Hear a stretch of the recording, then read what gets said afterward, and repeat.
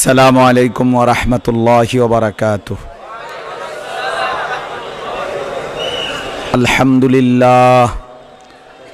আলহামদুলিল্লাহি নাহমাদুহু ওয়া নাস্তাঈনুহু ওয়া নাস্তাগফিরুহু ওয়া নু'মিনু বিহি ওয়া নাতাওয়াক্কালু আলাইহি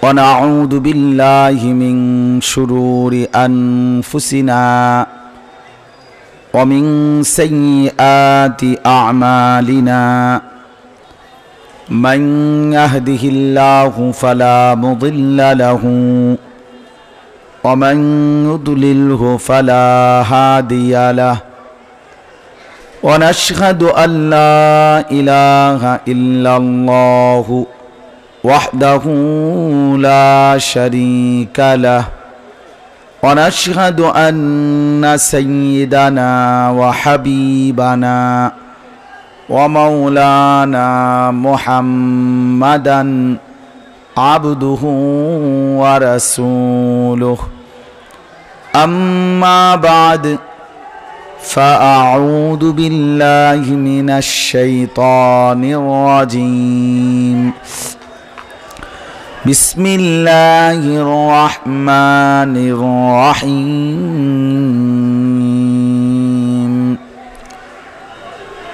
هل أتى على الإنسان حين من الدهر لم يكن شيئا مذكورا إنا خلقنا الإنسان من نطفة أمشاج نبتليه فجعلناه سميعا بصيرا إنا هديناه السبيل إما شاكرا وإما كفورا إنا أعتدنا للكافرين سلاسل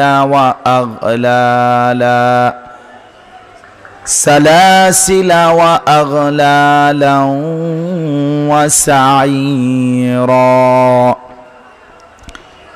إن الأبرار يشربون من كأس كان مزاجها كافورا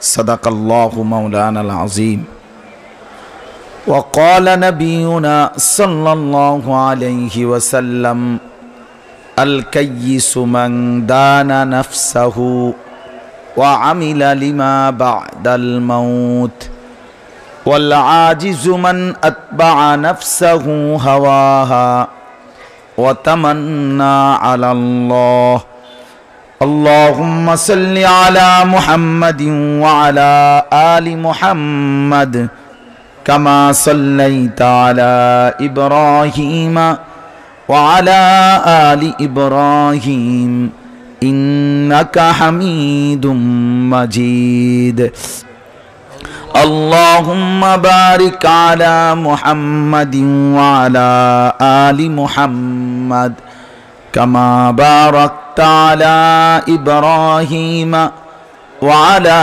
آل إبراهيم إنك حميد مجيد سبحانك لا علم لنا إلا ما علمتنا إنك أنت العليم الحكيم الحمد لله আল্লাহ পাক রব্বুল ইজ্জত জুল জালাল ওয়াল ইকরামের ফজল করম রব্বুল আলামিনের অপরিসীম ইহসান মেহেরবানি দয়া আল্লাহ তাআলা আমাদেরকে আজ 10 নভেম্বর 2024 রোজ রবিবার কুমিল্লা জেলা নাঙ্গলকোট উপজেলাধীন দৌলখার আইটপাড়া আজিজিয়া ইসলামিয়া কওমি মাদ্রাসার আজকের এই 83তম বার্ষিক মাহফিলে আল্লাহ তাআলাই আমাদেরকে আসবার বসবার আল্লাহর জন্যই জমা হওয়ার তৌফিক দান করেছেন। এজন্য সকলেই বলি আলহামদুলিল্লাহ। নওজোয়ান ভাই, সবার কাছে অনুরোধ, হাতে ধরা যেই মোবাইলগুলো আছে এই মোবাইলগুলো সবাই নামিয়ে ফেললে ভালো। একটা মোবাইলও আলগি দিয়ে ধরে রাখবেন না। ভাইয়া, এই কথাটা শুনলে ভালো। প্রত্যেকেই দয়া করে যে যতক্ষণই আল্লাহর কথা শুনি ওলামায়ে কেরাম থেকে, তো আমাদের প্রত্যেকের উচিত ওলামায়ে কেরামের চোখের দিকে তাকায়া শোনা। এতে ভীষণ বরকত হয়, নিজের ভিতরে পরিবর্তন হয়, নিজের ভিতরে অনুভূতি জাগে, নিজের ভিতরে বিবেক নড়ে ওঠে, কিছুটা হলেও ফিকির আসে। এজন্য চোখ আমাদের দিকে ফিরাইয়া রাখলে, তাকাইলে বরকত হবে, নজরের মধ্যে বরকত আছে।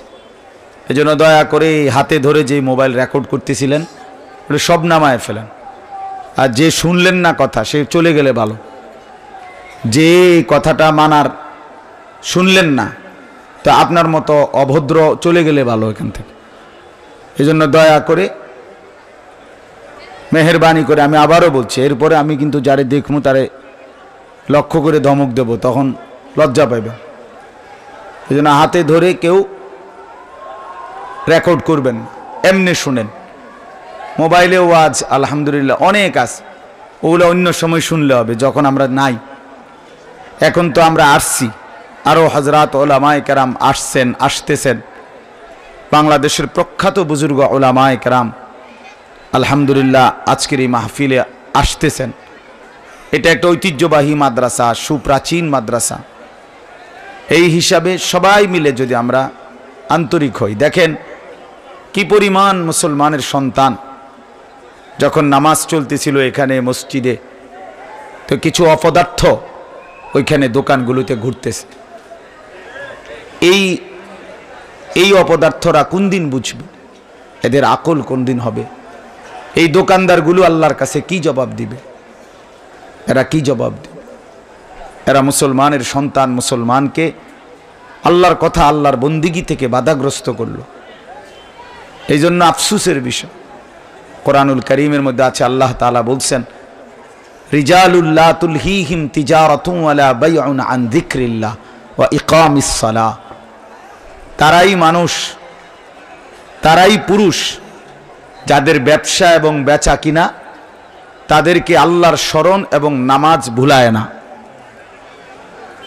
আন যিকরিল্লাহ ওয়া ইকামিস সালাহ, আল্লাহর স্মরণ এবং 5 ওয়াক্ত নামাজ যাদের ব্যবসা এবং বেচা কিনা ভুলায় না, অর্থাৎ ব্যবসা বেচা কিনা যাই করুক দুনিয়ার উপার্জন, নামাজকে ভোলে না, আল্লাহর জিকির ভোলে না, তো আল্লাহ তাআলা বলে তারাই মূলত মানুষ। তো বাকিরা কি? তো বাকিগুলো অমানুষ। বাকিগুলো কি বলেন? হ্যাঁ, সাফ কথা, এগুলো মানুষ কিসে? এজন্য আফসুসের বিষয়, অসংখ্য ছেলে আপনার চিল্লা চিল্লি, হই হুল্লোর, সুর হাঙ্গামা, তো এটা তো একটা উৎসব না, এটা একটা মেলা না, এটা কোনো একটা শুধু শুধু ঘোরার জন্য না। আল্লাহর দ্বীনের কথা হবে, এত বড় ইন্তেজাম, এত সুন্দর ইন্তেজাম, এত কষ্টের ইন্তেজাম। এজন্য দয়া করে প্রত্যেকেই এই ফিকির করা উচিত, যে এটা বোঝা উচিত। কোরআন শরীফে আছে, আল্লাহ তাআলা বলছেন, আল্লাহর কথা শুনবার পরেও যে আল্লাহর কথা থেকে বিমুখ, ওয়ামান আযলামু মিম্মান যুক্কিরা বিআয়াতি রাব্বিহি সুম্মা আ'রাযা আনহা। আল্লাহ তাআলা বলে, তার চাইতে বড় জালেম আর কেউ হইতে পারে না, যার কাছে আমি আল্লাহর কথা পেশ করা হলো, তার সামনে উপস্থাপন করা হলো আল্লাহর কথা, আল্লাহর স্মরণ, কিন্তু সে তার থেকে বিমুখ, এরাজ করলো। সুম্মা আ'রাযা আনহা, সে মনোযোগ দিল না, আল্লাহর কথা হচ্ছে অথচ সে তার থেকে বিমুখ। আল্লাহ বলেন তার চাইতে বড় জালেম আর কেউ হইতে পারে।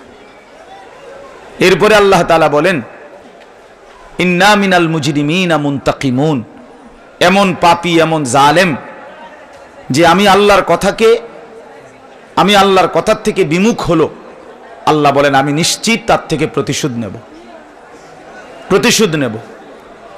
এজন্য ভাই এটা মনে রাখেন, আল্লাহর ইবাদত থেকে বিমুখ হওয়া, সেজদা থেকে বিমুখ হওয়া, আল্লাহর স্মরণ থেকে বঞ্চিত হওয়া, দুনিয়াবি ভাত মাছ চাল ডাল এগুলোর থেকে আল্লাহ মাহরুম করবে না, কিন্তু আখেরাত থেকে বঞ্চিত করে দিবে।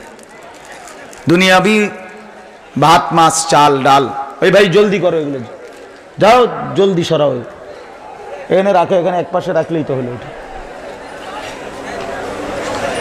তো এটা জরুরি বিষয়। কোরআন শরীফে আছে, আল্লাহ তাআলা বলেন নাফরমান পাপীদেরকে লক্ষ্য করে আল্লাহ বলছে, কুলু ওয়া তামাত্তাউ কালিলান ইন্নাকুম মুজরিমুন ওয়াইলুন ইয়াউমাইদিল লিল মুকাদ্দিবিন। আল্লাহ তাআলা বলেন নাফরমানেরা কিছু সময়ের জন্য দুনিয়া খাও, উপভোগ করো, তবে মনে রেখো, খাইতেছো ঘুমাইতেছো, তবে এই কথা মনে রেখো, ইন্নাকুম মুজরিমুন, তুমি কিন্তু পাপী, তুমি কিন্তু নাফরমান, তুমি কিন্তু সেজদা দাও নাই, নাস্তা খাচ্ছ খাও, কিন্তু ফজরের নামাজ পড়ো নাই, রাতের খানা খাইতে বসছো বেঈমান, খাও, আমি বাধা দেব না আল্লাহ বলেন, কিন্তু মনে রাখো এশার নামাজ পড়ো নাই, এশার নামাজ পড়ো নাই, ঘর করছো, বাজার করছো, গোশত মাছ খাইতেছো, খাও না ফরমান, মনে রাখো সুদের টাকা, এগুলো হারামের টাকা, কিস্তির টাকা, ওজনে কম দেওয়া টাকা, অপরকে ঠকানো টাকা, বাটপারি সিটারি করে উপার্জিত টাকা। ইন্নাকুম মুজরিমুন, মনে রাখো পাপী, আমি হিসাব নেব। ওয়াইলুন ইয়াউমাইদিল লিল মুকাদ্দিবিন, সমস্ত মিথ্যাবাদী নাফরমানদের জন্য সেদিন, ইয়াউমাইদিন কিয়ামতের দিন, আল্লাহ তাআলা বলেছেন রয়েছে তাদের জন্য বড় বেশি দুর্ভোগ, আযাব, লাঞ্ছনা। এই জন্য দোস্ত আমার, বন্ধু আমার, দুনিয়া ভোগ করা এটা কোনো আশ্চর্য কিছু না। কেউ খাইতে পারে, ঘুমাইতে পারে, কেউ পেশাব পায়খানা করে, কেউ যৌন চাহিদা পূরণ করে, বিবি আছে, বাচ্চা আছে, ছেলে মেয়ে হইতেছে, বাড়ি করছে, বিল্ডিং করছে, টাকা পয়সা আছে, বাজার সদাই করতেছে, খাইয়া দাইয়া খুব ঘুমাইতেছে আরামসে। এটা কোনো আশ্চর্য বা বিশেষ কোনো জিন্দিগি না, এটা আলাদা কিছু না। এটা আল্লাহ তাআলা এই প্রয়োজনগুলো, খাদ্য পানীয়, পেশাব পায়খানা, ঘুম, আহার, নিদ্রা, যৌন চাহিদা পূরণ, এগুলো আল্লাহ তাআলা জন্তু জানোয়ারেরও পূরণ করে। কুকুর বিড়ালেও খায়, ঘুমায়, কুকুর বিড়ালেরও পেশাব পায়খানা করে, কুকুর বিড়ালেও যৌন চাহিদা পূরণ করে, নাহলে কুকুরের বাচ্চা হয় কেমনে, বিড়ালের বাচ্চা হয় কেমনে? তো এই জন্য এটা তেমন আহামরি কিচ্ছু না। দুনিয়া ভোগ করতে পারলাম, দুনিয়া খুব আরামসে কাটাইলাম, এতে কোনো সফলতার কিচ্ছু নেই। ऐसे रहे या वैसे रहे वहां देखना फिर कैसे रहे। এখানে তো একভাবে না একভাবে দুনিয়া কাইটাই যায়, হাসতে হাসতেও দুনিয়া শেষ হবে, কাঁদতে কাঁদতেও দুনিয়া শেষ হবে। আজকের রাত যার বাসর রাত, তারও ভোর হয়ে যাবে। আজকের রাত যার ফাঁসির রাত, আগামীকাল ভোরে যার ফাঁসি, তো তারও ভোর হয়ে যাবে। দুনিয়া এমনি না এমনি চলেই যায়, হাসি কিংবা কান্না, আনন্দ কিংবা বেদনা, সুখ কিংবা দুঃখে, কোনো না কোনোভাবে দুনিয়া তো পার হয়েই যাবে। কিন্তু ওইখানে দেখার বিষয় হাসরের ময়দানে কিভাবে থাকবে, কবরে কিভাবে থাকবে। এই জন্য বন্ধু আমার, দোস্ত আমার, এটা বহুতই বড় আফসোসের বিষয়, আফসোসের বিষয়। মুসলমানের ব্যবসায়ী, মুসলমানের দোকানদার, মুসলমানের সন্তান, এখানে নামাজ চলতেছে, ওইখানে নামাজ চলতেছে, কি পরিমাণ হাইওয়ান, কি পরিমাণ চতুষ্পদ জন্তু, যে একটা সেজদা দিতে কোনো মানসিকতা নেই। আফসোসের ব্যাপার, আফসোসের ব্যাপার। এর চাইতে বড় বদনসিব আর কি হইতে পারে? যার কপালে সেজদা নাই, তার চাইতে বড় মাহরুম, বঞ্চিত আর কি। আল্লাহ পাক যেদিন থেকে সেজদা দেয় নাই, সেদিন থেকে আল্লাহ ইবলিসকে বলছে, আজকের থেকে তুই শয়তান। এর আগে তারে শয়তান বলা হইতো না, ইবলিসের নাম আগে কোনো শয়তান ছিল না। কিন্তু যেদিন থেকে সেজদা দেয় নাই, সেদিন থেকেই তার পরিচয় হয়েছে আজকের থেকে তুই শয়তান। এজন্য যারা সেজদা দেয় না এগুলা শয়তান, শয়তান এগুলা বেটা, শয়তান, ইবলিস এগুলো, মালউন এগুলো, রাজিম, অভিশপ্ত, অভিশপ্ত। ওয়া ইন্না আলাইকা লানাতা ইলা ইয়াউমিদ্দিন, কোরআন শরীফে আছে। আল্লাহ বলেন, ইবলিস সেজদা করলি না বেঈমান, মনে রাখিস আজকের থেকে নিয়ে কিয়ামত দিবস পর্যন্ত তোর উপরে আমি আল্লাহর লানত। কি এটা কোরআনের আয়াত না? ওয়া ইন্না আলাইকা লানাতা ইলা ইয়াউমিদ্দিন ক্বালা ফাখরুজ মিনহা ফাইন্নাকা রাজিম। আল্লাহ বলে বের হয় এখান থেকে বেঈমান, সেজদা দিলি না, নাফরমান, বাইরে ফাইন্নাকা রাজিম, তুই অভিশপ্ত, আর কোনদিন আমার সামনে দাঁড়াবি না, যা। হাসরের ময়দানও এমন লাথি দিবে আল ফেরেশতা, যা নাফরমান। বেনামাজিকে এক লাথির লগে জাহান্নামে ফেলাই দিবে, একটা লাথির লগে। দুনিয়া, সামান্য দুনিয়া, আশ্চর্য মেয়ে। বুট কদ্দুর বেচস বেটা নাফরমান, সামান্য বুট বেচতে গিয়া মালিকরে ভুলে গেলি। আরে কি বড় ডাকাত, সামান্য কদ্দুর চটপটি বেটস, বন বিড়ি চা বিস্কুট বেচস বেটা, এই সামান্য টুকুর জন্য আল্লাহকে ভুলে গেলি। একটা ওয়াক্ত নামাজ পড়লা না। মুসলমান এত নিকৃষ্ট হয় কেমনে? মুসলমান এত বড় জন্তু জানোয়ার হয় কেমনে? এত বড় হাইওয়ান হয় কি ভাই? অবাক মানজার কোরআন শরীফে আছে বাপ। আল্লাহ তাআলা বলছে, প্রত্যেক নাফরমান পাপী মৃত্যুর সময়, জান কবজের সময়, আজরাইল মালাকুল মউত যখন জান কবজ করবে, তখন নাফরমানের রুহু বের হতে চাইবে না। তো আল্লাহ তাআলা বলেন, রাসূলুল্লাহ হাদিসে ব্যাখ্যা করে বুঝাইছেন, মালাকুল মউত আজরাইল তখন ওই নাফরমানের কলিজা থেকে রুহুটা একটা টান দিয়া ছিঁড়া ফেলবে। ছিঁড়লেই রুহুটা ইসা কণ্ঠনালী গলার কাছে আটকায় যাবে। কাল্লা ইজা বালাগাতিত তারাকি, এই তারাকি মানে কণ্ঠনালী। ফালাউলা ইজা বালাগাতিল হুলকুম, এই হুলকুম মানে ও কণ্ঠনালী। ওয়া আনতুম হিনা ইদিন তানজুরুন ওয়া নাহনু আকরাবু ইলাইহি মিনকুম ওয়ালাকিন লা তুবসিরুন ফালাউলা ইন কুনতুম গায়রা মাদিনিন তারজিউনাহা ইন কুনতুম সাদিকিন। আল্লাহ বলে, দেখো না নাফরমানের কণ্ঠনালীতে রুহু আটকায় গেছে, পারলে টাইনা বের ফিরাইয়া তার রুহু তার জাগাত ফিরাই দাও। দেও, কারো ক্ষমতা আছে কিনা?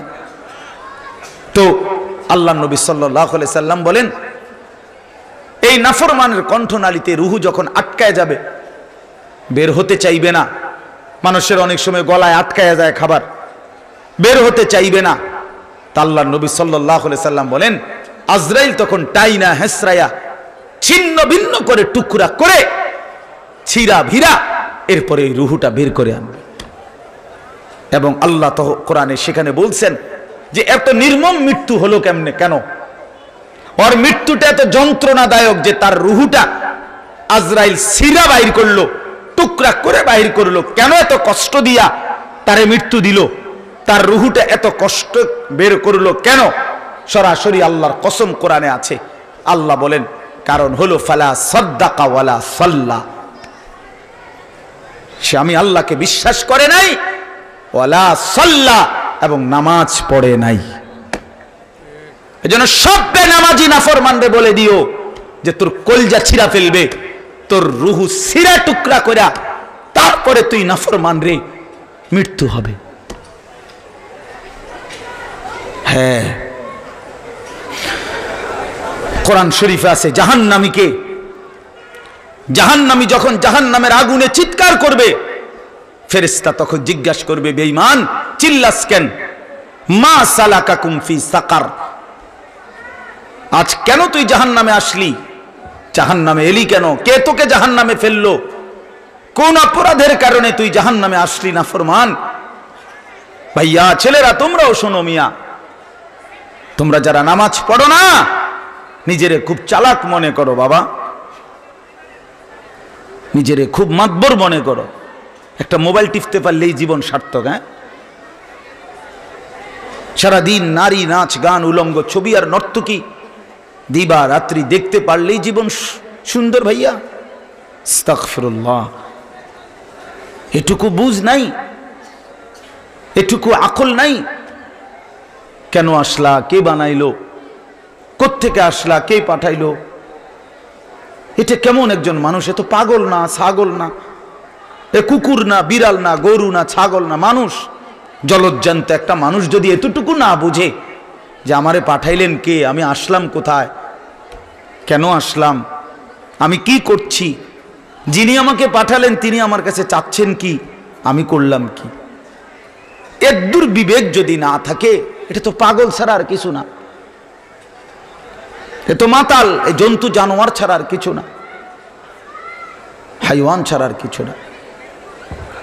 তো ফেরেশতারা যখন জিজ্ঞেস করবে যে হে নাফরমান, তুই জাহান্নামে আসলি কেন, কোন অপরাধে? তো কোরআন শরীফে আছে নাফরমান জাহান্নামী এক নম্বরে জবাব দিবে, ক্বালু লাম নাকু মিনাল মুসাল্লিন, আমি নামাজি ছিলাম না। কি ছিলাম না? নামাজি ছিলাম। ছেলেরা, বন্ধু আমার, নওজোয়ান ছেলেরা, আমি অনুরোধ করলাম, কষ্ট পাই বাবা, প্রতিটা সেজদার কারণে, এক একটা সেজদার কারণে অনেক কষ্ট পাইবা, প্রতিটা সেজদা ছেড়ে দেওয়ার কারণে। হ্যাঁ, এজন্য পরিষ্কার উত্তর কেন জাহান্নামী হলো। জাহান্নামী বলবে লাম নাকু মিনাল মুসাল্লিন, আমি নামাজি ছিলাম না। কোরআন শরীফে আছে ওয়াইলুন ইয়াউমাইদিল লিল মুকাদ্দিবিন, সমস্ত নাফরমান মিথ্যাবাদী পাপীদের জন্য সেদিন হাসরের ময়দানে দুর্ভোগ, আযাব, লাঞ্ছনা। তো আল্লাহ বলেন কেন জানো লাঞ্ছনা? ওয়া ইদা কিলা লাহুমুর কাউ লা ইয়ারকাউন, একই কথা, যে যতবার তাকে দুনিয়াতে বলা হয়েছিল নামাজ পড়তে, বেঈমান একবারও নামাজ পড়ে না, একবারও নামাজ পড়ে, ভাত কোগা খাইয়াই জীবন শেষ। বেউকুফ, সোফা এক সেট বানাইছে, খাট দুইয়ান বানাইছে ওটা, হ্যাঁ, কাছের প্লেট কিনছে 12টা, নুনের বাড়ি কোয়ান কিনছে, আর গীতা ঘর এক কান করছে, 4 রুম, ভিতরে বাথরুম, 2 ফোলা বিদেশ ফাটাইছে, মাইয়া 3গা বিয়া দিছে, বাহ, খালাস খালাস। চাচার এখন ব্যবসা হইলো, এখন আর কোনো কাম নাই, হ্যাঁ, বন খায়, বিড়ি খায়, চা খায়, চা দোয়ানে গপ মারে, খালাস, জিন্দিগি সার্থক। এটা জীবন হইল মিয়া? এক মুসলমান হিসাবে, একজন মানুষ হিসাবে 60 বছর জীবনের পার করলাম এই এক সেট সোফার জন্য, 2টা আলমারির জন্য আর খাটের জন্য মিয়া? আস্তাগফিরুল্লাহ। 30 বছর বিদেশ করলেন, বিনিময়ে বুঝি এই ঘর এক কান করলেন, তো কি এটা? এটা কি হয়েছে? কি ঘর করছেন আর কি, ভিতরে বাথরুম, আর ভিতরে মুতে, আগে বাইরে মুততো, এটা আহামরি কি বলেন? এটা খুব বড় সড়ো কোনো অর্জন কিছু মিয়া? এটা আল্লাহ আমাদেরকে বুঝ দান করেন। এজন্য বাপ আমার, ভাই আমার, আফসোস লাগলো, আমার আফসোস লাগলো। আমি ঠিক যখন জামাত চলতেছে তখন ঢুকছি, গাড়ি ঢুকতে কষ্ট হয়েছে, এতগুলো ছেলে, এতগুলো মুসলমান, ওরা নামাজ পড়তেছে না। হা হা, এখানে এক জায়গায় বললাম না, সব জায়গায় এমন হালাত। মাহফিলের চাইতে দোকান বেশি, দোকান বেশি। এরা মাহফিল যদি শুরু হয় আসরের পরে, এদের দোকান শুরু হয়ে যায় সকাল 10টা থেকে। হ্যাঁ, তার আগের থেকে শুরু, হ্যাঁ, ফজরের পর থেকেই শুরু। আফসুস, এদের বুঝাতে উচিত যে জিন্দিগি তো ব্যবসা করলাম, কিছু তো সময় আল্লাহর কথা শুনি। আজকে মাহফিলের আয়োজন হইল, তা আজ যদি না শুনে তো সে শুনবে কোন দিন? আর কালকে, আগামীকালকে, মানে এখন যারা দোকানদারি করতেছে তারাও আজ শুনবে কালকে, ঠিক না? কালকে যেহেতু মানুষের ঝামেলা কম থাকবো, তো তারা নিরিবিলি শুনবো নাকি? কালকে হেলে গিয়ে কে ওয়াজ করবো? বুঝেন নাই কথাটা? এর জন্য আলাদা ওয়াজ করবে কে? আল্লাহ আমাদেরকে মাফ করে দেন। চলেন বাপ, আমি অল্প একটু সময়, আমারই আসলে দেরি হয়ে গেছে। আমি খুব বড় সড়ো একটা আবদারের কারণে, অনেক বড় বড় কিছু আলেমদের আবদারের কারণে চাঁদপুর যাইতে হয়েছে দুপুরে। ওইখানে আমি আসরের আগে 30 মিনিট একেবারে গড়ি ধরা 30 থেকে 32 মিনিট বয়ান করছি। ওইখান থেকে রওনা দিছি আসরের সময়, এখানে আইসা পড়ছি। এখন কেন বুঝলাম না, এত লম্বা পথ কোনোভাবেই কুলাইতে পারলাম না। কোথাও দেরি করি নাই, 1 মিনিটও না, শুধু নামাজ পড়ছি জামাতে, এতটুকুই। যাই হোক, আমার নিজেরই ভাগ্য, হুজুর আমারে অনেক মহব্বত করেই দাওয়াত দিছেন। আমি এই উপজেলারই সন্তান, আপনাদেরই সন্তান। আমার বাড়ি তো এই নাঙ্গলকোট উপজেলাতেই, পেরিয়া ইউনিয়ন। এই জন্য আমি এলাকার ছেলে হিসাবে লম্বা ওয়াজ করার কোনো দরকার না। এলাকার হুজুররা তো 5-7 মিনিট কইলেই সারে, এটা উড়োরার নাম। বুঝেন না এই কথাটা? এই হিসাবে অল্প বললেই চলবে ইনশাআল্লাহ। আল্লাহ তৌফিক দান করেন। কোরআনুল কারীমের 29 নম্বর পারা, কোরআনুল কারীমের 76 নম্বর সূরা, সূরাটার নাম সূরায়ে দাহর। এই সূরা 5টি আয়াত আমি আপনাদের সামনে তেলাওয়াত করেছি। অল্প একটু সময় আপনারা একটু আন্তরিকতা নিয়ে মনোযোগ দিয়ে আমার কথাটা শুনেন। সূরায়ে দাহর, দাহর মানে অর্থ যুগ, যুগ। আমরা বলি না যুগ যুগ ধরে, এই যুগ আর কি। তো এই সূরাটা 76 নম্বর সূরা।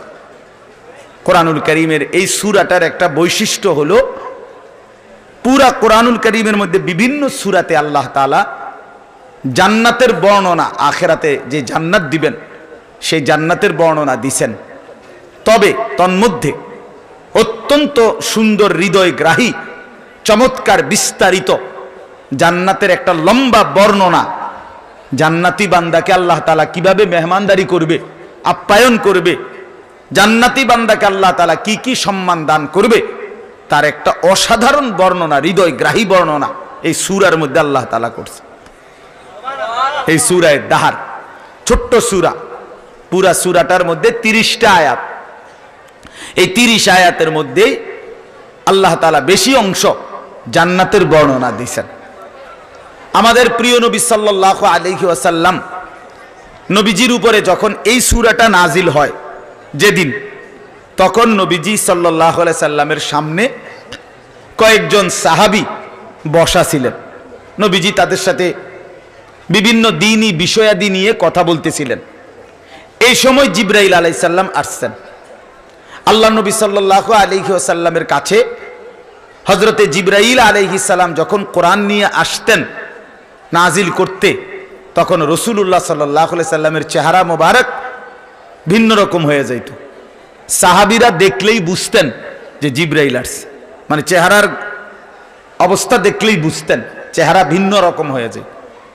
এমনিতে নবী সাল্লাল্লাহু আলাইহি ওয়াসাল্লাম ছিলেন কায়নাতের সর্বশ্রেষ্ঠ সুন্দর, সুবহানাল্লাহ, আল্লাহর সৃষ্টির সর্বশ্রেষ্ঠ সুন্দর নবী মুহাম্মদুর রাসূলুল্লাহ সাল্লাল্লাহু আলাইহি ওয়াসাল্লাম। আমাদের বাংলাদেশের একজন বড় বুজুর্গ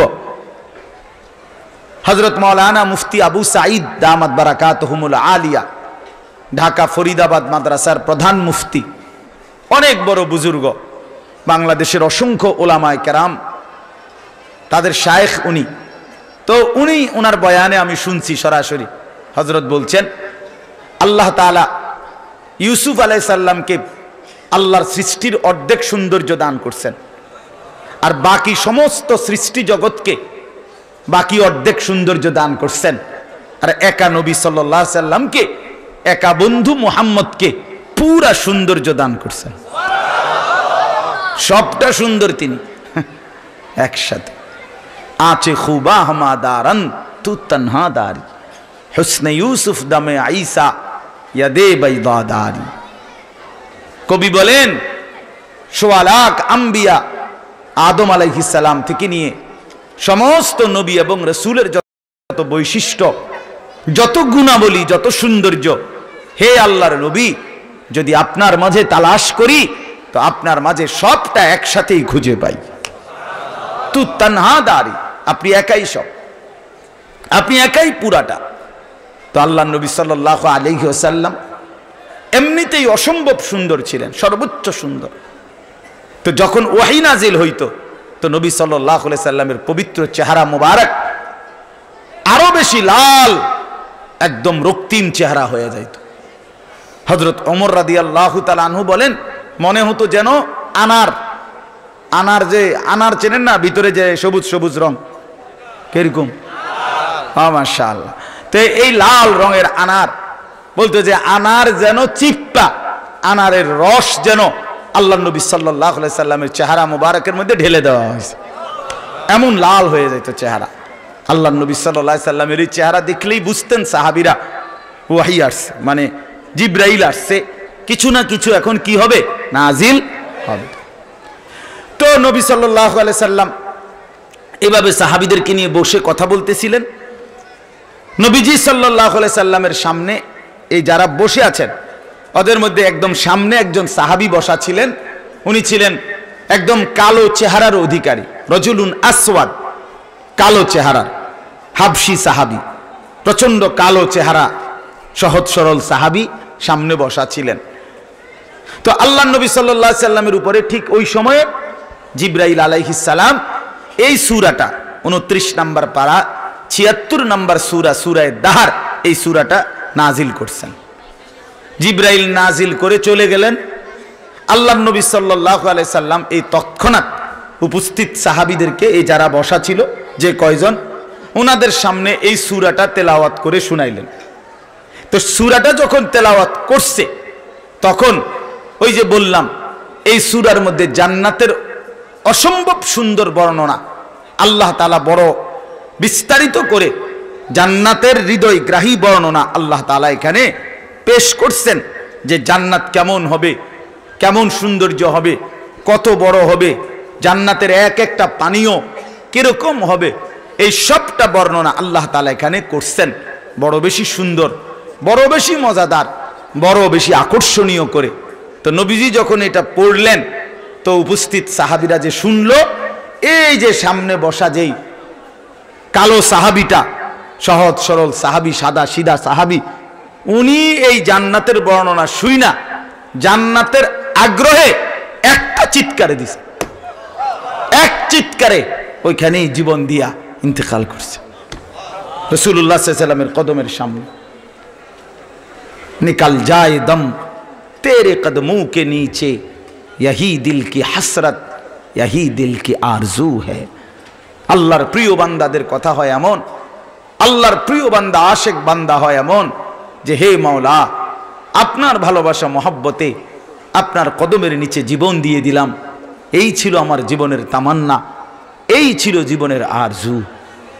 সাহাবায়ে কেরাম এরকম বেশি জান্নাতের প্রতি আগ্রহী ছিলেন। তো নবী সাল্লাল্লাহু আলাইহি সাল্লাম তখন এই সাহাবীদেরকে বললেন, লাকাদ আখরাজা নাফসা সাহিবিকুম আও আখিকুম আশ-শাওকু ইলাল জান্নাহ। নবীজি বললেন, শোনো, তোমাদের এই সাথী, তোমাদের এই সাথী, তোমাদের এই ভাই জান্নাতের প্রচন্ড আগ্রহে নিজের জীবন দিয়ে দিল। আশ-শাওকু ইলাল জান্নাহ, জান্নাতের আগ্রহ। এজন্য এক মুমিন, এক মুসলমানের জিন্দেগীর একটা সাধনা, স্বপ্ন যে জান্নাত তালাশ করা, জান্নাতের প্রতি প্রচন্ড আগ্রহ, জাহান্নামের প্রতি প্রচন্ড ঘৃণা, এটা মুমিনের সিফাত, এটা মুমিনের সিফাত, মুমিনের বৈশিষ্ট্য। মুমিন তাকে বলে, ঈমানদার তাকে বলে যে জান্নাতের প্রতি প্রচন্ড আগ্রহী, জাহান্নামের প্রতি প্রচন্ড ঘৃণা যার দিলে, যে সরাস নিশি জাহান্নাম থেকে বাঁচতে চায় আর জান্নাতে যেতে চায়। ইয়ারজুনা রাহমাতা রাব্বি, হ্যাঁ, তো আল্লাহ তাআলার রহমতকে আশা করে, আল্লাহ তাআলার আযাবকে ভয় করে, আল্লাহর আযাবকে ভয় করে, জান্নাতের আকাঙ্ক্ষা করে আর জাহান্নাম থেকে পানাহ চায়। নবী সাল্লাল্লাহু আলাইহি ওয়াসাল্লাম সবচেয়ে বেশি যে দোয়াগুলো করতেন তার মধ্যে এটাও একটা দোয়া, যে তিনি আল্লাহ তাআলার কাছে দোয়া করতেন, আল্লাহুম্মা ইন্নী আসআলুকা রিদাকা ওয়াল জান্নাহ ওয়া আউযু বিকা মিন গাদাবিকা ওয়া মিনান নার। আয় আল্লাহ, আমি আপনার কাছে আপনার সন্তুষ্টি এবং জান্নাত পেতে চাই। আয় আল্লাহ, আমি আপনার কাছে আপনার অসন্তুষ্টি এবং জাহান্নাম থেকে পানাহ চাই, পানাহ চাই। তো ভাইয়া আমার, এটা একটা কলিজার মধ্যে আশা থাকা উচিত যে জান্নাতের প্রতি আগ্রহ। সাহাবায়ে কেরামের দিলে জান্নাতের প্রতি প্রচন্ড আগ্রহ ছিল, প্রচন্ড আগ্রহ, প্রচন্ড। আরেকটা ছোট্ট ঘটনা শোনেন, তারিখের মধ্যে আছে বদরের যুদ্ধের দিন। বদরের যুদ্ধে 313 জন সাহাবীকে আল্লাহ নবী সাল্লাল্লাহু আলাইহি সাল্লাম যুদ্ধের জন্য দাঁড় করাইছেন।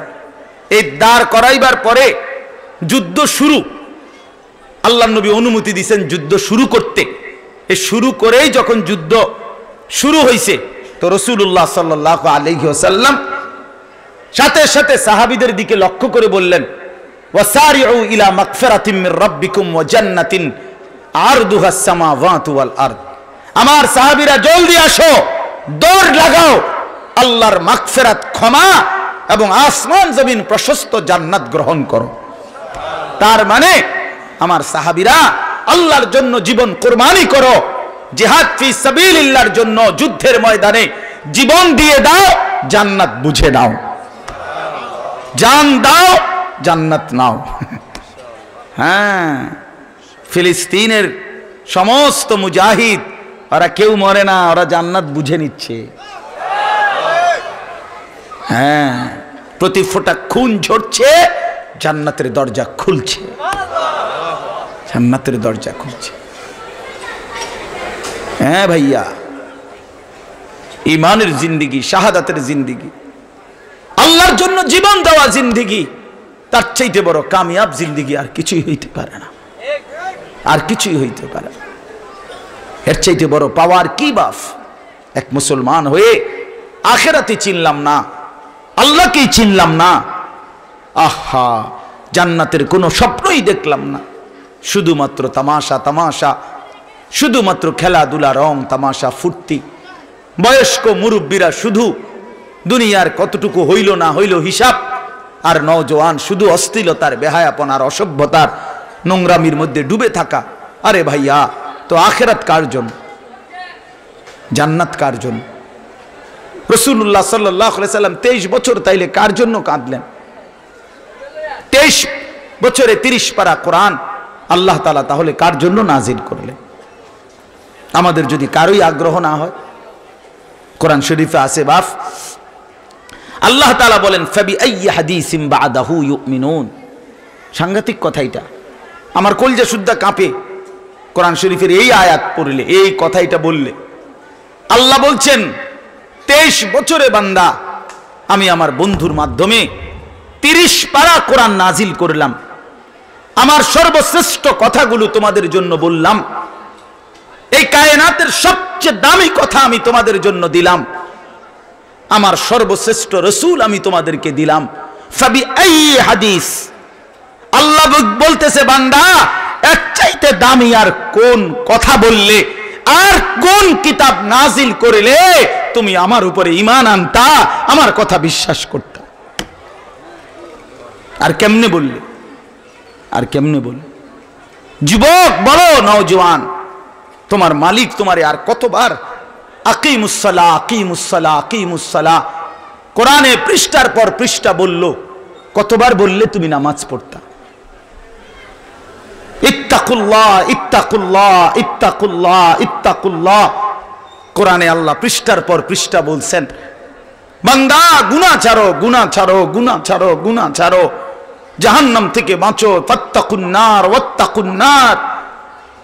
আল্লাহ বলেন, বান্দা আর কতবার বললে তুমি বিশ্বাস করতা? ফাবি আইয়ি হাদিস, এর চাইতে আর কোন কথা বললে, কোরআনের চাইতে দামি আর কি বললে আমরা মানতাম? বলেন না বাপ? যারা সুদ খাই, যারা ঘুষ খাই, আর কে বললে ছেড়ে দিতেন? আর কে বললে? মহান আল্লাহ বলছেন, এরপরও ছাড়তে পারলেন না, আর কে বললে ছাড়তেন? এজন্য দয়া করে নিজের উপরে দয়া করেন, রাসূলুল্লাহ সাল্লাল্লাহু আলাইহি সাল্লাম হাসরের ময়দানে জিজ্ঞেস করবে, বাপ জিজ্ঞেস করবে। হযরত মাওলানা তারেক জামিল সাহেব ওনার বয়ানে কথা বলছিলেন একদিন, বড় মজা করে, বড় চোখের পানি ফেলে বলছিলেন যে হে আল্লাহর বান্দারা, প্রিয় নবী সাল্লাল্লাহু আলাইহি সাল্লাম হাসরের ময়দানে জিজ্ঞেস করবে, উম্মত 23টা বছর আমি দিবানিশি কাঁদছি, তুমি জানো না উম্মত, আমি সারা রাত তোমাদের জন্য কেঁদেছিলাম, কাঁদতে কাঁদতে আমার চোখ লাল হয়ে গেছে, দাড়ি ভিজে গেছে, বুকের পশম ভিজে গেছে। আম্মা জান আয়েশা বলে, সারা রাত কাঁদতে কাঁদতে দাঁড়িয়ে থাকতে থাকতে নবীজি হাত্তা তাওয়াররামাত কাদামাহু, নবীজির দুইটা পাও ফুলে ফুলে গেছে, সারাটা রাত কাঁদলেন। নবী বলবেন, উম্মত সারাটা রাত কাঁদলাম, তায়েফের পাথরের আঘাতে পিঠটা ঝাঁঝরা করে ফেললাম রক্তে, পেটে পাথর বাঁধলাম ক্ষুধার কষ্টে, উহুদের দান দান শহীদ করে রক্ত মাখা শরীর নিয়ে বেহুশ হয়ে পড়ে রইলাম, বিনিময়ে আমি আর কত কাঁদলে, আর কত রক্ত ঝরাইলে উম্মত আমার কথা মনে করতাম। নওজোয়ান নবী আর কত কাঁদলে মনে পড়তো, আর কত রক্ত ঝরাইলে তিনি, আমরা বুঝতাম তাকে, আমরা স্মরণ করতাম নবীকে। আমাদের জিন্দিগিতে, আমাদের চেহারায়, আমাদের চলনে বলনে, আমাদের আচরণে উচ্চারণে, আমাদের লেনদেনে সুন্নাত কোথায়? সুন্নাত কোথায়?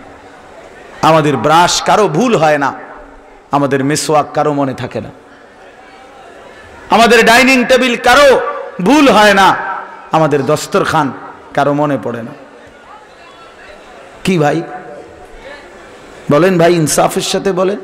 মাশাআল্লাহ, আপনারা তো খুব মনোযোগ দিয়ে বসছেন, অনেক সুন্দর, অনেক সুন্দর। বলা তো উচিত আপনার করে সারা রাত। মাশাআল্লাহ, আপনাদের এই সুন্দর বসা আল্লাহ তাআলা উত্তম বিনিময় দান করেন। বড় মহব্বত নিয়ে বসছেন আপনারা, আল্লাহর জন্যই বসছেন, আখিরাতের জন্যই বসছেন। অনেক নওজোয়ান ছেলে, অনেক নওজোয়ান প্রিয় বন্ধু আমার, নওজোয়ান সাথী আমার, আমি তোমার হাত ধরে বললাম, ধরে নাও, আমি তোমার হাতে ধরলাম, তুমি বদলে যাও, তুমি ফিরে আসো ভাই আমার। এই অশ্লীলতা, বেহায়াপনা, অসভ্যতার এই জিন্দিগি কোনো জিন্দিগি না। শুধু নারী, শুধু ছবি, শুধু নাচ গান, শুধু নোংরামি, অশ্লীলতা, এটা কোনো জীবন না ভাইয়া।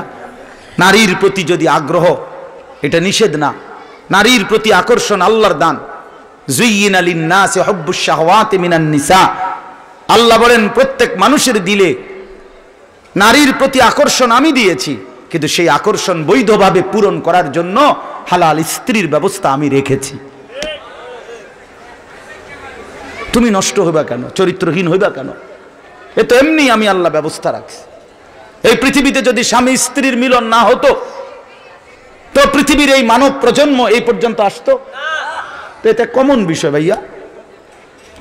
আল্লাহ তাআলা যেই চাহিদা মানুষকে দিয়েছেন, সেটা পূরণের উপযুক্ত ব্যবস্থাও আল্লাহ রেখেছেন। তৃষ্ণা আল্লাহ দিয়েছেন, তো তৃষ্ণা নিবারণের পানি আল্লাহই ব্যবস্থা করেছেন। ক্ষুধা আল্লাহ তাআলা দিয়েছেন, তো ক্ষুধা নিবারণের জন্য উপযুক্ত খাবার আল্লাহ তাআলাই দিয়েছেন। তো ঠিক খোদার কসম, যৌন চাহিদা আল্লাহ তাআলাই দিয়েছেন, সেটা পূরণের জন্য হালাল স্ত্রী আল্লাহ ওয়াদা দিয়েছেন, বান্দা আমি তোমার জন্য সৃষ্টি করে রেখেছি, উপযুক্ত সময়ে আমি আল্লাহই তোমার কাছে পৌঁছাবো। এটা নওজোয়ান তোমাদেরকে আলাদা বললাম, আলাদা বললাম। নষ্ট হইও না বাপ, শুধু নারী ছবি, মোবাইলের অশ্লীল দৃশ্য দেখে দেখে রাত পার করো না বাপ। অসভ্য জিন্দিগি, অশ্লীল জিন্দিগি, বেহায়াপনার এই জিন্দিগি যেন আমাদের আখিরাত বরবাদ না করে। তো বলতেছিলাম, আল্লাহ নবী সাল্লাল্লাহু আলাইহি সাল্লাম বললেন সাহাবীদেরকে যে আসো, জান দাও আর জান্নাত নাও। কথা বুঝছেন কি না? কি দাও, কি নাও? তো এক সাহাবী, ওনার হাতে, উনি ক্ষুধার্ত ছিলেন, ওনার হাতে 3টা বা 4টা খেজুর ছিল, এগুলো নিচে মাত্র খাইব, উনি প্রচন্ড ক্ষুধার্ত। তো উনি এই কথাটা শুনছে, জান দাও জান্নাত নাও। উনি বললেন, ইয়া রাসূলুল্লাহ, আমি যদি এই মুহূর্তে জীবন দেই, আমার ঠিকানা কোথায়? আল্লাহ নবী সাল্লাল্লাহু আলাইহি সাল্লাম বললেন, নিশ্চিত জান্নাত। হ্যাঁ, বলতে দেরি কিতাবে লিখছে এই সাহাবী বললেন, ইয়া রাসূলুল্লাহ, তাইলে এই 4টা খেজুর খাইতে যে এটুকু সময় দেরি হবে, জান্নাতে এতটুকু দেরিতে কেন যাব? এই কথা বলে আরেক সাহাবীর হাতে খেজুরগুলো দিয়েই এরপরে যুদ্ধের ময়দানে ছুটে জীবন দিয়ে শহীদ হয়ে জান্নাতে পৌঁছে গেছে। ও সেই 4টা খেজুর খাওয়ানোর টাইম দেরি করুন কি লেগা? তাইলে জান্নাতে গিয়েই খামু। আর সুবহানাল্লাহ, সুবহানাল্লাহ।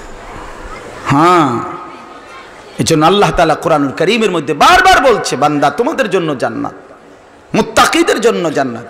ইন্নাল মুত্তাকিনা ফি যিলালিন ওয়া উয়ুন, ইন্নাল মুত্তাকিনা ফি জান্নাতিন ওয়া উয়ুন, ইন্নাল মুত্তাকিনা ফি মাকামিন আমিনিন। কতবার বলছে, কতবার। উইদ্দাত লিল মুত্তাকিন, আল্লাহ বলছে জান্নাত বানাইছি মুত্তাকিদের জন্য। এই জন্য আমি অনুরোধ করলাম আজকের এই মাহফিলে আমরা সবাই নিয়ত করি জীবনের স্বপ্ন জান্নাত পাওয়া। বলেন ইনশাআল্লাহ। আল্লাহকে রাজি করা, বলেন হ্যাঁ, আল্লাহকে রাজি করা। নিজেকে ভুলে যান, আল্লাহকে পেয়ে যান। নিজেকে হারিয়ে ফেলেন, আল্লাহকে মিলায় ফেলেন। হাকিমুল উম্মত মুজাদ্দিদুল মিল্লাত হযরত মাওলানা শাহ আশরাফ আলী থানভী রাহমাতুল্লাহি আলাইহি, ওনার সবচেয়ে বড় খলিফা ছিলেন খাজা আজিজুল হাসান মজজুব রাহমাতুল্লাহি আলাইহি। তো এই খাজা আজিজুল হাসান মজজুব রাহমাতুল্লাহি আলাইহি যেদিন থানভী রাহমাতুল্লাহর হাতে বায়াত হইছেন, তো হাকিমুল উম্মত থানভী রাহমাতুল্লাহি আলাইহি ওনাকে জিজ্ঞাসা করেছিলেন, আজিজুল হাসান, আপনি আমার কাছে কেন বায়াত হতে আসছেন, কেন মুরিদ হবেন? তখন উনি বলছিলেন কবিতার আকারে, नहीं कुछ और ख्वाहिश आपके दर पे मैं लाया हो, मिटा दीजिए मैं मिटने ही को आया हो। हजरत, দুনিয়াবি কোনো উদ্দেশ্য নিয়ে আমি আপনার কাছে আসি নাই, দোকানের উন্নতি, ব্যবসার উন্নতি, বিদেশ যাইব ফুদ, এসব কিছু মাকসাদে না। আমি এসেছি একটা উদ্দেশ্যে, আমি যেন আমাকে ভুলে যাই, নিজেকে মিটিয়ে দিতে পারি, আমি যেন আল্লাহকে পেতে পারি। আমি যেন আমাকে ভুলে যাই, আল্লাহকে পেয়ে যাই। আল্লাহ আমাদেরকে তৌফিক দান করেন। এবার শুনেন শুধু তরজমাটা। আল্লাহ তাআলা এই আয়াতে একটা শুধু কথাটা আমি বলে বুঝাই। আল্লাহ তাআলা আমাদেরকে সৃষ্টি করেছেন, সমস্ত মানুষকে। তো আল্লাহ তাআলা বলেন, বান্দা, কোরআনে আছে আল্লাহ মানুষকে 7টি ধাপে সৃষ্টি করেছেন। 1 নম্বরে মাটি, 2 নম্বরে বীর্য, 3 নম্বরে জমাট রক্ত, 4 নম্বরে গোশতের টুকরা, 5 নম্বরে হাড্ডির একটা খাঁচা, 6 নম্বরে গোশতের আবরণ, মানে সারা দেহে গোশত লাগাইছেন, 7 নম্বরে রূহ ফুঁকে দিয়ে মায়ের পেট থেকে বের করেছেন। এই হলো 7টা। তো যখন আমরা মাটি ছিলাম, আল্লাহ তাআলা বলেন, মাটি হিসাবে তোমার উপাদান কোথায় ছিল, কতদিন তোমরা কেউ জানতা না। কত হাজার বছর ধরে আমি আল্লাহ এই জমিনে তোমার মাটিটা সংরক্ষণ করেছি, সেটা শুধু আমিই জানতাম। মাটি থেকে সরাসরি বীর্য না, মাটি থেকে আমি নির্দিষ্ট পরিমাণ খাবার উৎপাদন করেছি। সেই খাবার থেকে নির্দিষ্ট পরিমাণ খাবার তোমার বাবা ভক্ষণ করেছে। নির্দিষ্ট পরিমাণ খাবার খেয়ে তোমার বাবার বীর্যের ফোঁটা তৈরি হয়েছে। তারপরে স্বামী স্ত্রীর মিলনে উভয়ের বীর্য একত্রিত করে আমি মায়ের জরায়ুর মধ্যে একত্রিত করেছি। এরপরে আরো 9 মাস 10 মাস লাগাইয়া ধীরে ধীরে তোমাকে বানাইয়া একদিন পৃথিবীর মুখ দেখাইলাম। এই যে লম্বা সময় মাটি হিসাবে, লম্বা সময় খাবার হিসাবে, লম্বা সময় তোমার বাবার বীর্যের ফোঁটা হিসাবে, লম্বা সময় তোমার মায়ের জরায়ুতে আমি যে রাখছিলাম বান্দা তোমারে, এই দীর্ঘ সময়ে পৃথিবীতে তোমার নাম, ঠিকানা, আলোচনা, তোমার নাম কোনো কারো কাছে ছিল না, কেউ জানতো না, শুধু আমি আল্লাহই জানতাম। আমি জানতাম সেই অজানা তোমাকে আমি আল্লাহ পৃথিবীতে যে আনলাম, এতদিন লাগাইয়া, এতদিন যত্ন করে আগলাইয়া, সেই তুমি জমিনে আইসা আমারে বুইলা গেলা কেন? তুমি জানো তোমারে বানাইতে আমার কতদিন লাগছে, তোমারে আমি কতদিন আগলে রাখছি। এই কথাইটাই আল্লাহ বলছেন, হাল আতা আলাল ইনসানি হিনুম মিনাদ দাহরি লাম ইয়াকুম শাইআম মাযকুরা। মানুষ, তোমার উপর দিয়ে লম্বা যুগ অতিবাহিত হয়েছে যখন তুমি কোনো উল্লেখ করার মতো বস্তু ছিলে না, তোমার কোনো পরিচয়, নাম, ঠিকানা, নিশানাও ছিল না।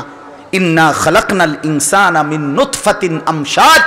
অতঃপর আমি আল্লাহ স্বামী স্ত্রীর মিশ্র বীর্য থেকে মানুষকে সৃষ্টি করেছি। তো আল্লাহ বলেন এতদিন লাগাইয়া আমি মানুষ কেন সৃষ্টি করলাম? আল্লাহ বলেন নাবতালিহি, পরীক্ষা করার জন্য। পরীক্ষা করার জন্য 30, 40, 50, 60, 70, 80 বছরের এই হায়াত দিলাম দুনিয়ায় পরীক্ষা করার জন্য। কে কে জান্নাতে যেতে চায়, কে কে জাহান্নামে যেতে চায়। পরীক্ষায় উত্তীর্ণ হওয়ার জন্য, পরীক্ষায় পাশ করবার জন্য দুনিয়াতে আমি 3টা জিনিস দিছি। 1 নাম্বার, আমাকে মানার যোগ্যতা সম্পন্ন একটা শরীর দিছি, যেই শরীরে আমি আল্লাহর সমস্ত হুকুম মানার যোগ্যতা আমি আল্লাহই দিয়ে দিয়েছি। 2 নম্বরে, বুঝাইয়া বলার জন্য আমি নবী রসুল এবং নবী রসুলদের পরে যুগে যুগে ওলামায়ে কেরামকে পাঠাইছি, তারা তোমারে জান্নাতের রাস্তা, উত্তীর্ণ হওয়ার রাস্তা বুঝায় দিছে। 3 নম্বরে, বুঝবার জন্য আমি আসমানি কিতাব নাজিল করেছি, তোমারে শরীর আমার মানার উপযোগী করে বানাইছি। বুঝাইয়া বলার জন্য নবী রসুল এবং তারপরে ওলামায়ে কেরাম পাঠাইছি, বুঝবার জন্য কিতাব দিয়েছি।